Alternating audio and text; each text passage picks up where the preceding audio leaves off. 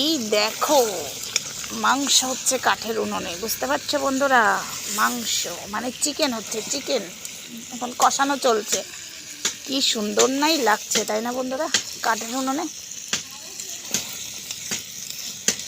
কড়াইটার অবস্থা দেখো। এই কড়াই আমাকে মানে কড়াইটা পুড়ে গেছে, ওই থোর ভাজতে গিয়ে বেশি পুড়ে গেল, জালটা বেশি হয়ে গেছে। তো কোনো ব্যাপার নেই, কড়াইটা পিতাম্বরী পাউডার দিয়ে আমি পরিষ্কার করে নেব।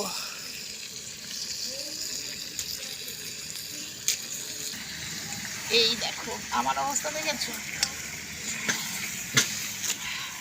আমার মানে আমার বর বলছে কালো হয়ে যাবে, আমার কালো একদম হবো না। এইদিকে ছায়া করে দিয়েছে, এইদিকে রান্না মাঝে মাঝে।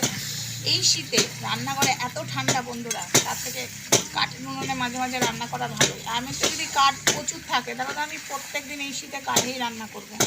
তো বলছে কাঠ এনে দেবো না, কাঠ এনে দিলেই তুমি রান্না করো না। না এনে দিও।